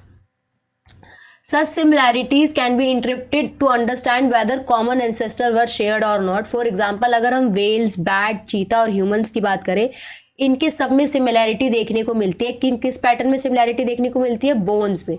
Four limbs के जो इन सब के बोन्स हैं वो एक ही जैसे अगर इनके फोर लिम्स की बात करें तो सब में हमारा humerus, radius, ulna, carpals, metacarpals, phalanges present है। तो इसमें हम कह सकते हैं कि same structure develop along the different direction due to adaptation of different need. तो यहाँ पे सेम स्ट्रक्चर होता है, डेवलप हो जाता है अलग अलग डिफरेंट डायरेक्शन में, जिसकी जैसी एडेप्टेशन होती है, जिसकी जैसी नीड होती है। इसी को हम डाइवर्जेंट इवोल्यूशन कहते हैं और इन्हीं स्ट्रक्चर्स को हम होमोलोगस स्ट्रक्चर कहते हैं। होमोलोगस क्या होता है? That indicates a common ancestry. Homology किसे इंडिकेट करता है? कॉमन एंसेस्टर्स को इंडिकेट करता है। अगर हम एग्जांपल्स की बात करें तो दैट आर वर्टिब्रेट का हार्ट और ब्रेन। प्लांट्स की बात करें तो thorns and tendrils of bougainvillea and Cucurbita, जिसमें हमें होमोलॉगी देखने को मिलती है। होमोलॉगी जो होती है that is a divergent evolution, where जो हमारा एनालॉगी होती है वो इससे थोड़ी अपोजिट होती है। अगर हम एनालॉगी की बात करें तो ये थोड़ी सी इससे अपोजिट होती है, क्योंकि एनालॉगस में क्या होता है, दैट इज जैसे हमारे विंग्स बटरफ्लाई के हैं या बर्ड्स के हैं, वो एक जैसे तो नहीं दिखते ना, एक जैसे नहीं दिखते, लेकिन इसके बाद भी इनका एक जैसा काम होता है, ठीक है। So they are not anatomically similar structure but they perform a similar function. दोनों का काम तो उड़ने का ही होता है, इन लोगों का स्ट्रक्चर एक जैसा नहीं होता तो क्या हुआ, लेकिन फंक्शन तो एक ही जैसा है। इसीलिए एनालॉगस स्ट्रक्चर को क्या कहते हैं? Are the result of convergent evolution, जहां पे हमें अलग अलग स्ट्रक्चर देखने को मिलते हैं जिनके सेम फंक्शन होते हैं, hence having a similarity.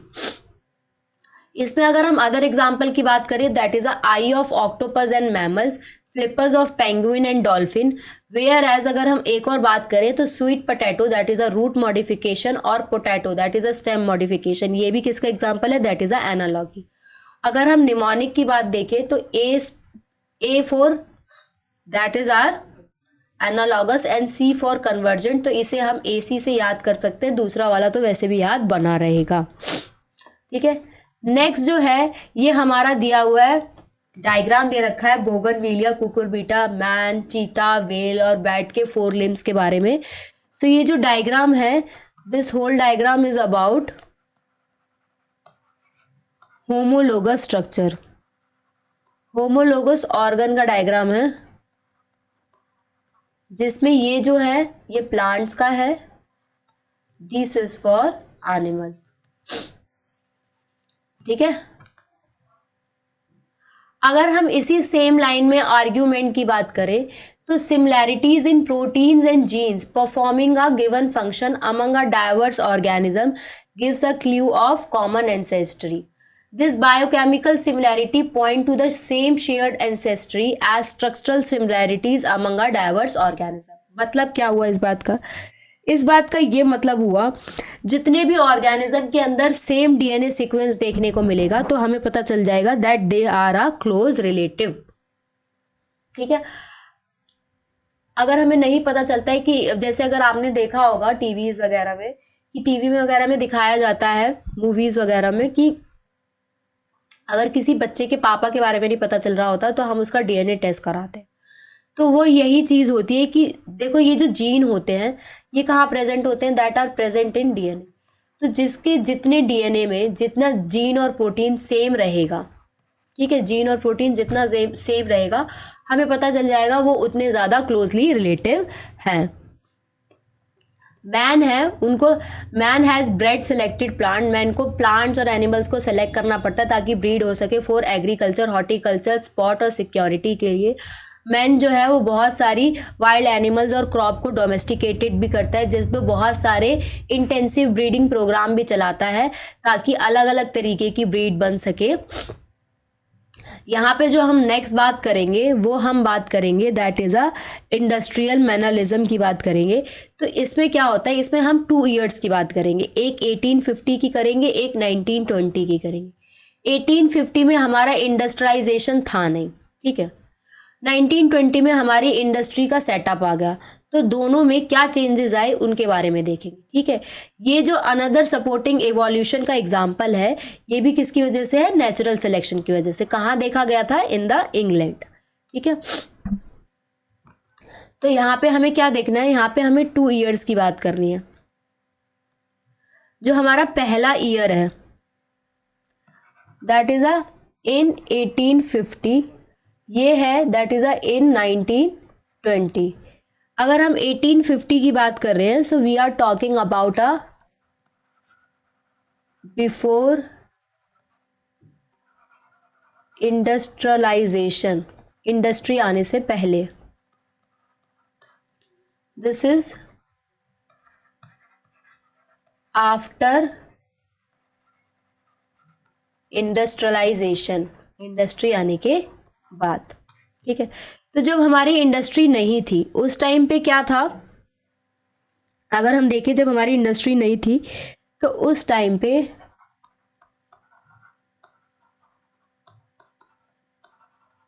Number of white wing moth, जिनके पास वाइट विंग मॉथ थी वो क्या थे, आर मोर, ठीक है। और जो हमारे डार्क विंग मॉथ थे, जिनकी विंग कैसी थी, डार्क, ऐसे जो मॉथ थे that are less in number, ठीक है। जब हमारी पॉल्यूशन नहीं थी तो उस टाइम पे जो लाइकेन होता था, लाइकेन क्या है, that is a symbiotic association, symbiotic, lichen क्या है, that is a symbiotic association between algae and fungus. इस लाइकेन के बारे में हमने कहाँ पढ़ा था, that is in a plant kingdom. तो लाइकेन क्या होता है, that is a good indicator of pollution. अगर किसी जगह पे पॉल्यूशन प्रेजेंट है तो वहां पे लाइकेन ग्रो ही नहीं करेगा, ठीक है। लाइकेन सिर्फ उसी जगह पे ग्रो कर सकता है जहां पे पॉल्यूशन प्रेजेंट ना हो। तो जो हमारा जब इंडस्ट्री नहीं थी तो जो लाइकेन था वो ग्रो कर जाता, कहाँ ग्रो कर जाता था, ऑन द बाक ऑफ ट्री, ट्री की बात पे ग्रो करता था, जिसकी वजह से जो वाइट कलर के मॉथ थे वो अपने आप को छुपा लेते थे।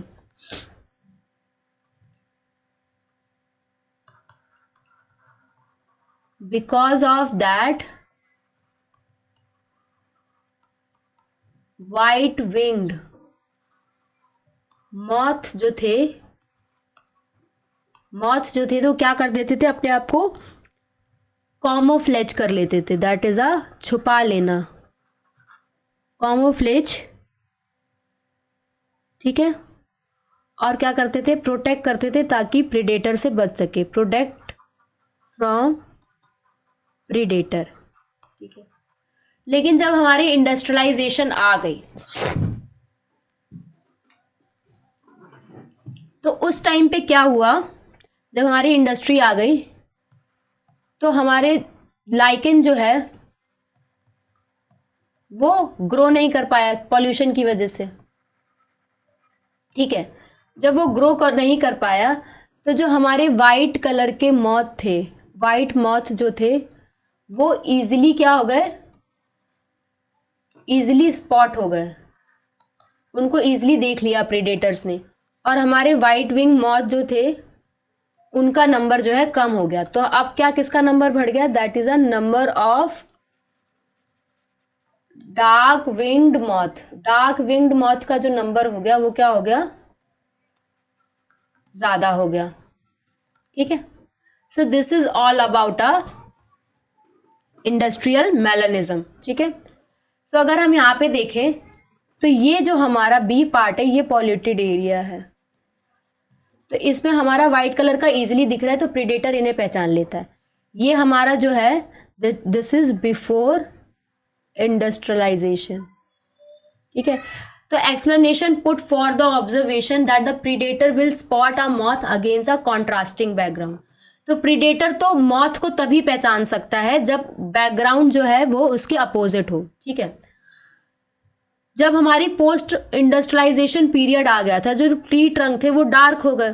ठीक है, क्योंकि उस टाइम पे इंडस्ट्री आ गई, तो इंडस्ट्रियल स्मोक और सूट की वजह से जो ट्री की ट्रंक थी वो डार्क कलर की हो गई, जिसके ऊपर वाइट विंग मॉथ जो है वो सरवाइव नहीं कर पाए, क्योंकि ट्री के ऊपर अगर वाइट कलर के मॉथ प्रेजेंट होंगे तो वो इजीली प्रेडेटर्स पहचान लेंगे, और जो हमारे डार्क विंग या मेलानाइज्ड मॉथ थे वो बच गए। लेकिन जब इंडस्ट्रियलाइजेशन का सेटअप नहीं था तो उनके ऊपर थिक ग्रोथ हो रखी थी लाइकेन की। लाइकेन की ग्रोथ का कितनी हो रखी थी? बहुत ज़्यादा मोटी ग्रोथ हो रखी थी, जिसकी वजह से जो हमारे वाइट विंग मॉथ थे वो अपने आप को बचा लेते थे, और उसमें डार्क कलर के विंग मॉथ जो है वो प्रेडेटर उनको देख लेता था। ठीक है, क्योंकि जो लाइकेन है अगर उसके ऊपर बहुत ज़्यादा मोटी परत होगी और उसके ऊपर वाइट विंग कलर के मॉथ होंगे तो वो भी वाइट कलर के होते थे, तो उनको नहीं पहचान पाते थे। तो उस वाइट के ऊपर क्या पहचान लिया जाता था? That is a dark wing moth. और यहाँ से क्या हमें पता है कि जो लाइकेन है can be use as a industrial pollution indicator. हाँ, क्योंकि जो लाइकेन होते हैं वो कभी भी पॉल्यूटेड एरिया में ग्रो नहीं करते हैं।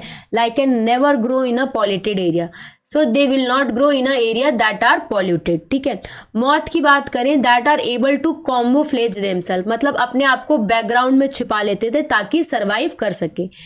इस फैक्ट को समझने के लिए इन द एरियाज इंडस्ट्रियलाइजेशन ऐसी जगह भी हुई जहां पे होती ही नहीं थी industrialization, that is in a rural areas. तो जहां पे अगर इंडस्ट्रियलाइजेशन हुई नहीं तो वहां पे जो मैलिक मॉथ का नंबर था, that is a dark wing moth का, डार्क विंग्ड मॉथ का जो नंबर था वो क्या था? दैट इज अ लो, जहां पे इंडस्ट्रियलाइजेशन हुई नहीं। तो यहाँ पे हमें क्या देखने को मिला? मिक्स पॉपुलेशन देखने को मिली, वाइट विंग मॉथ भी देखने को मिले और डार्क विंग मॉथ भी देखने को मिले। तो यहाँ पे पता चला जो बेटर अडेप्ट कर सकता है इन्वायरमेंट में वही ज़्यादा सर्वाइव करेगा, जिसकी वजह से जो ज़्यादा सर्वाइव करेगा उसी का पॉपुलेशन साइज बढ़ जाएगा। एक बात याद रखना, no variant is completely wiped out. ऐसा नहीं था कि कोई एक वेरिएंट जो है वो पूरी तरीके से मिट गया, इसी वजह से यहाँ पे मिक्स्ड पॉपुलेशन थी, दोनों प्रेजेंट थे। नो वेरिएंट मतलब ना ही डार्क विंग और ना ही वाइट विंग, ऐसा नहीं था पूरी तरीके से खत्म हो गए, both are present, that's why यहाँ पे मिक्स पॉपुलेशन लिखा। ठीक है, अगर हम यहाँ पे बात करें similarly excess use of herbicides, जब हम हर्बिसाइड्स का बहुत ज़्यादा यूज़ करते हैं, पेस्टिसाइड्स का बहुत ज़्यादा यूज़ करते हैं, तो जो वेराइटीज़ होती हैं वो उसकी रेजिस्टेंट हो जाती हैं बहुत लेस टाइम में। ठीक है, जैसे अगर हम मॉस्किटोज की बात करें तो पहले जो मॉस्किटोज थे वो जो है वो ऑल आउट की वजह से क्या होते थे? ऑल आउट की वजह से भाग जाते थे, लेकिन इसके बाद हमारे फास्ट कार्ड आए। ठीक है, फास्ट कार्ड की वजह से भी भाग जाते थे, लेकिन थोड़े टाइम बाद वो मॉस्किटोज जो है वो रेजिस्टेंट हो गए। आपने देखा होगा अगर आप अभी भी ऑल आउट लगाओ तो कई मॉस्किटो घूम रहे होते हैं, because they are resistant varieties. ठीक है, यही उसी तरीके से माइक्रोब्स के लिए भी लिखा हुआ है कि जब हम एंटीबायोटिक्स लेते हैं, ड्रग लेते हैं किसी भी वो माइक्रोब के अगेंस्ट, ठीक है, तो जो हमारा ऑर्गेनिज्म है या सेल है वो क्या हो जाता है? रेजिस्टेंट हो जाता है, और उसे रेजिस्टेंट होने के लिए या तो मंथ लगेंगे या ईयर्स लगेंगी, सेंचुरीज तो कभी नहीं लगेंगी। ठीक है, जैसे अगर आप बीमार पड़े और आप बार बार बीमार पड़ रहे हो और बार बार पैरासीटामोल ले रहे हो, तो आपकी बॉडी जो है वो उस पैरासीटामोल के लिए रेजिस्टेंट हो जाएगी। फिर अगर आप डॉक्टर के पास जाओगे और डॉक्टर ने भी आपको पैरासीटामोल दे दिया और आपको फ़ायदा नहीं हुआ, इसका मतलब ये नहीं है कि डॉक्टर को कुछ आता नहीं है, इसका मतलब ये है कि आपकी जो बॉडी है, जो आपकी सेल है, वो उसके वो उसके लिए क्या हो गई है, दैट इज अ रेजिस्टेंट हो गई है। और रेजिस्टेंट होने के लिए कभी भी मंथ और कभी भी सेंचुरीज नहीं लगती, बहुत सेंचुरी नहीं लगेंगी, मंथ और ईयर्स में भी बॉडी रेजिस्टेंट हो जाती है।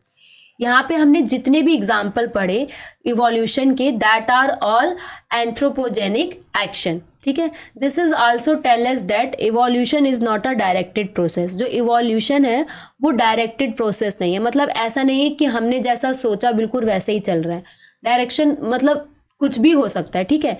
In the sense of determinism, मतलब हम जैसा सोच रहे हैं ऐसा नहीं है कि बिल्कुल वैसे ही हो। इवोल्यूशन तो है, कुछ भी हो सकता है, that is it is a stochastic process. Stochastic process है, मतलब अगर हम बात करें स्टोकैस्टिक का क्या मतलब है, स्टोकैस्टिक प्रोसेस मतलब है कि वो तो इस पे डिपेंड करता है कि कौन से इवेंट्स आ रहे हैं नेचर से, ठीक है, उस पे डिपेंड करता है कि इवोल्यूशन कैसा होगा, ठीक है, एंड और उसके अंदर म्यूटेशन कैसा देखने को मिलेगा, ठीक है।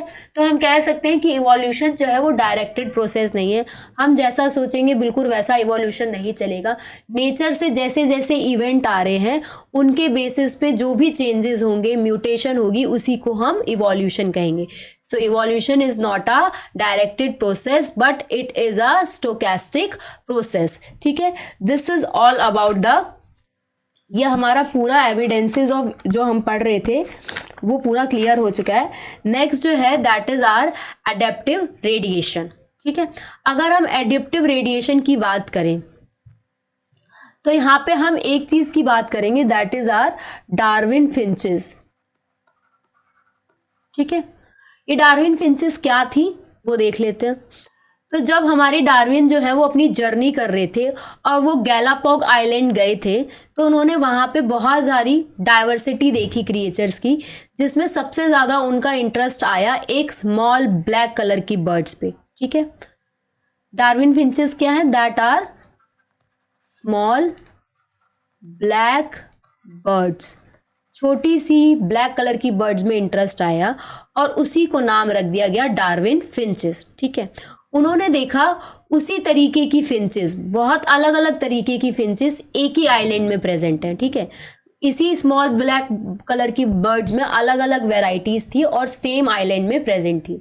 All the varieties he conjectured evolve on the island itself, सारी की सारी वेराइटीज जो है उसी आइलैंड में इवॉल्व भी हो रही थी। जैसे उसी के अंदर ओरिजिनल सीड ईटिंग फीचर्स भी था, ठीक है। तो ये जो डार्विन फिंचेस थे इनका फीचर क्या था, अगर हम ओरिजिनल फीचर की बात करें, ओरिजिनल फीचर की बात करें तो ओरिजिनल फीचर ये था कि they are seed eating birds. क्या खाती थी, सीड्स खाती थी, ठीक है। बल्कि बहुत सारी ऐसी फॉर्म्स भी थी जिनके अंदर ऑल्टर्ड बीक थी, मतलब सबकी बीक जो है दैट इज जो बर्ड्स की जो चोंच होती है वो अलग अलग तरीके की थी, जिसकी वजह से बहुत सारी इंसेक्टिवोरस भी बन गई और वेजिटेरियन फिंचेस भी हो गई। वैसे मेनली तो वो सीड ईटिंग थी लेकिन सबकी बीक अलग अलग थी, तो बीक की वजह से कुछ इंसेक्टिवोरस हो गई और कुछ कैसी हो गई, that is a vegetarian finches, ठीक है। The process of evolution of different species, ऐसा प्रोसेस जिसमें हम अलग अलग स्पीशीज का इवोल्यूशन देखें, ठीक है, डिफरेंट स्पीशीज का इवोल्यूशन देखें सिर्फ एक ही जियोग्राफिकल एरिया में, स्टार्टिंग फ्रॉम अ पॉइंट, शुरू से देख रहे और literally radiating to other geography, और अलग अलग एरिया ज्योग्राफी ऑफ एरिया में वो हैबिटेट कर रहे हो या रेडिएट कर रहे हो, उसी को हम एडेप्टिव रेडिएशन कहते हैं। क्लियर है, जहाँ पे हम अलग अलग स्पीशीज का इवोल्यूशन देखें किसी एक ही जियोग्राफिकल एरिया में, शुरू से स्टार्टिंग फ्रॉम अ पॉइंट, वहीं से वो रेडिएट कर रही हो अलग अलग अदर हैबिटेट्स में या अदर जियोग्राफिकल एरिया में, उसी को हम एडेप्टिव रेडिएशन कहते हैं। इसका बेस्ट एग्जांपल है that are Darwin finches is a best example. अगर हम दूसरे एग्जांपल की बात करें तो दूसरा एग्जांपल है that is a Australian marsupial, जिसमें हमें बहुत सारे मार्सूपियल्स देखने को मिले थे जो कि कैसे थे, एक दूसरे से अलग थे, एक दूसरे से अलग तरीके से इवॉल्व हो रखे थे, ठीक है।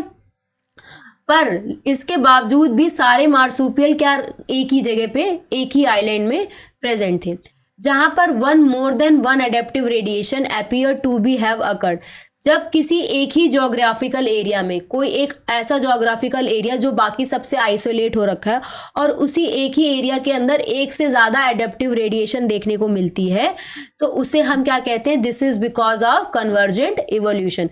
जब एक ही एरिया के अंदर हमें मोर देन वन एडेप्टिव रेडिएशन देखने को मिले तो उसे हम कन्वर्जेंट इवोल्यूशन कहते हैं।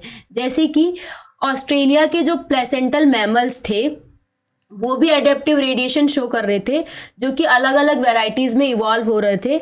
Of such placental mammals each of appear to be similar with corresponding marsupial, जो कि किसकी तरह दिख रहे थे, कॉरस्पॉन्डिंग मार्सूपियल की तरह दिख रहे थे। ठीक है, तो यहाँ पे हमें क्या देखने को मिला, प्लेसेंटल मैमल्स भी ऑस्ट्रेलिया के और वेयर एज वो भी अलग अलग तरीके से इवॉल्व हो रहे थे और किसकी तरह दिख रहे थे, कॉरस्पॉन्डिंग मार्सूपियल्स की तरह दिख रहे थे। That is a placentation valve और टास्मेनियन वॉल्व मार्सूपियल। तो यहाँ पे कुछ एग्जाम्पल हैं, ये मार्सूपियल के एग्जाम्पल दे रखे हैं जो कि ऑस्ट्रेलिया में देखे जाते हैं। That is a marsupial mole, sugar glider, Tasmanian wolf, tiger cat, banded anteater, marsupial rat, kangaroo, wombat, bandicoot. ठीक है, this is all about a marsupial radiation. अगर हम प्लेसेंटल मैमल्स की बात करें और ऑस्ट्रेलियन मार्सूपियल्स की बात करें तो कौन से किसके सिमिलर थे, तो जो मोल था वो मार्सूपियल मोल के सिमिलर था, एंटीएटर जो था वो नम्बेट के सिमिलर था, माउस जो था वो मार्सूपियल माउस के सिमिलर था। अगर हम यहाँ पे लैमर की बात कर रहे थे वो स्पॉटेड कस्कस के सिमिलर था। जो हमारी फ्लाइंग स्क्वेरल थी वो फ्लाइंग फ्लेंजर के सिमिलर थी। वेयर एज जो बॉब कैट था वो टैस्मेनियन टाइगर कैट के सिमिलर था, और जो हमारा वॉल्फ था that is similar to Tasmanian wolf के सिमिलर था। This is all about the adaptive radiation. जो हमारा नेक्स्ट टॉपिक है that is a biological evolution. ठीक है, इसमें अभी हम फिर से डार्विन के बारे में पढ़ेंगे, जो उन्होंने की कॉन्सेप्ट दिए उनके बारे में पढ़ेंगे। यहाँ पे जो मैं पूरा लेक्चर है जो अपना उसको वाइंड अप कर रही हूं। इस इवोल्यूशन का सेकंड पार्ट भी आएगा, पार्ट सेकंड, जिसमें हम बायोलॉजिकल इवोल्यूशन के बारे में पढ़ेंगे और क्या मैकेनिज्म होता है इवोल्यूशन का वो पढ़ेंगे।